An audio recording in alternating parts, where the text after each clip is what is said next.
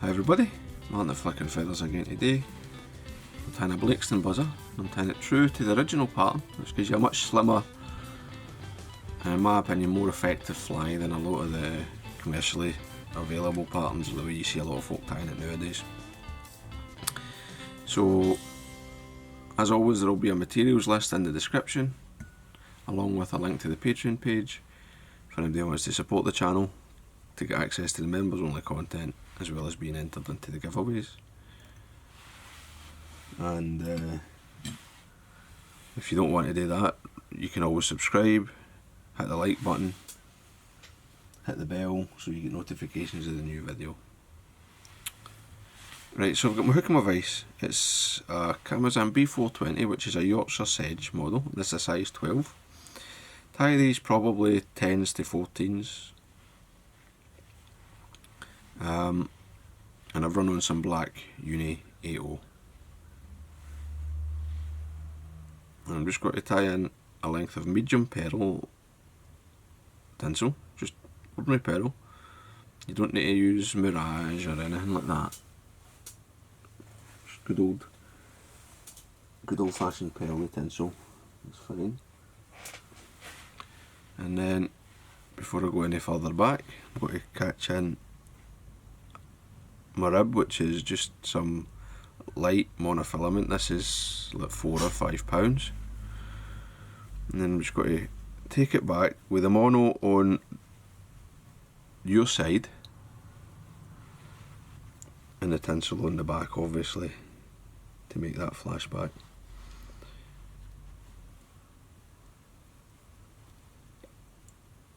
Now it's much better to have the mono on the away side when you're tying this.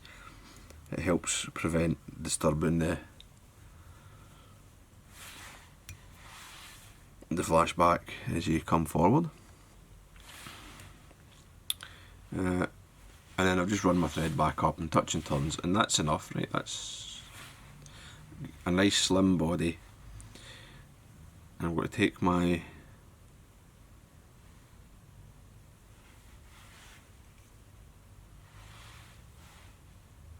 pearly tinsel up the back. I'm just going to take a second just to make sure it's right on top, take a couple of extra turns, and I'll take my rib, and that first turn I've come round and I've no touched the tinsel. And I'm going to take a turn under just very light tension until I'm pulling back towards myself, and I'm going to tighten it. And I'll keep the tension light, but don't let it slacken off. Same again,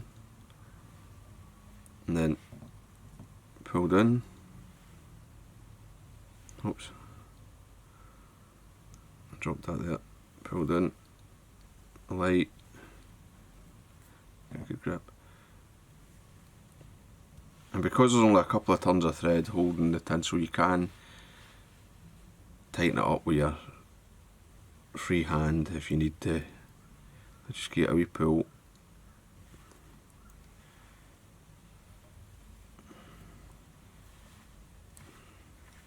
And again, as I go up, as I go over, I'm not under a lot of pressure, just enough to keep the nylon tight, and then I'm pulling it down hard when it's coming towards myself.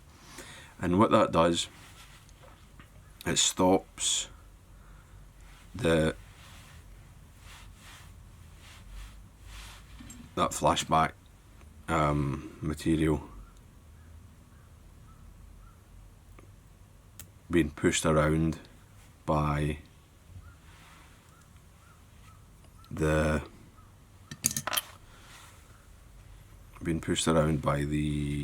rib as you come up. And I'm just going to tidy everything up here, right? The butt ends from when I tied everything in, and come back to there. Right, just I'm in front of the point there. It's sort of on the flat spot before the bend starts to return or starts to reverse.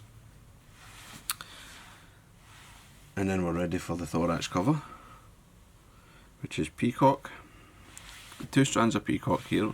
This is the tip end. I've already tied a couple of flies with it. And what I like to do is I like to stroke it towards the stem end of the feather, or the quill end of the feather, and stand up the fibres and tie them in. It just means you don't trap any. I'll come in, trim away my waist. Cheeks, it's up to you.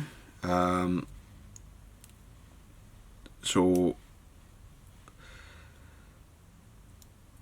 Martyn Blakeston tied these originally with, I believe, glo-brite, floss, or biots, right? It used both. I'm using a Goose biot here, but you could use like a glo-brite number 7 or something like that. I just find that the Goose biot gives you a much neater finish. So I'm tying these in on either side. These are dyed sunburst. It's a nice kind of orangey colour. You could just use a plain orange. Up to you. Trim away the waist there, and then I'm going to tidy up and build a small thorax. Right, I'm not going to beef it up too much. Right, I want this slim. These wee lightweights are much better when they're kept skinny.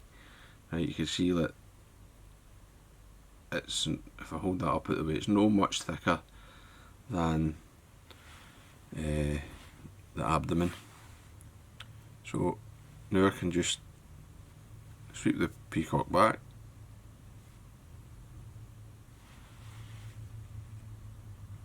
catch it in, 3 wraps will hold it, and I'll take my Goose biots forward one at a time. There's that one, and when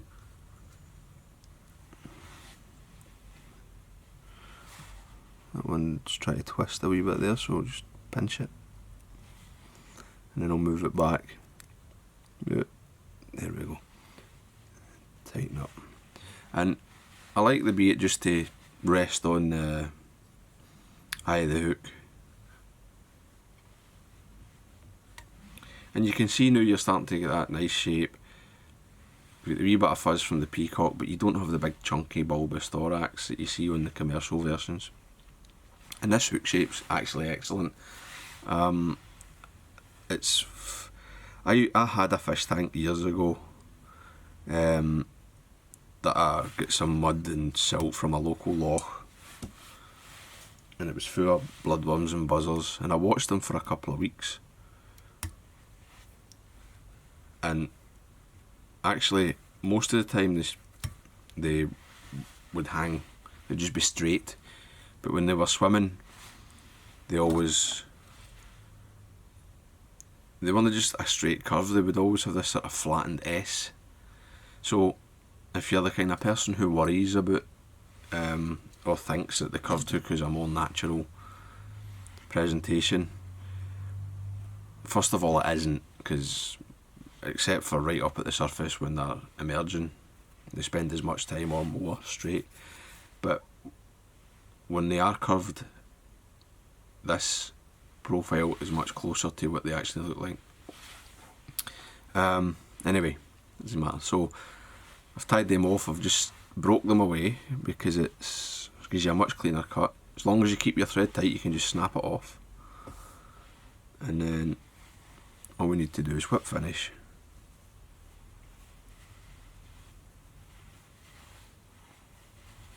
By hand or the tool, it doesn't matter. I know a lot of folk seem to make a big deal about it, that it makes no difference. Do what you're comfortable doing. You'll see I do both. Largely depends how tidy my desk is, really. So the last thing is just a wee spot of varnish. Careful not to touch your peacock herl. If you wanted to, you could run it under the underside, but don't need to really. So there you go, the Blakeston buzzer. A very effective reef pattern. Really, really good lit. As I say, if you tile it this, I think it is a better fly than the commercial version, which or the sort of modern variation, I suppose you might call it. Because it's just this, it's a better profile when it's tied skinny like this, right? And it really, really works. So, hope that was useful, hope you enjoyed it. If you did, please remember to give me a thumbs up below and subscribe to the channel. Tight lines guys, bye!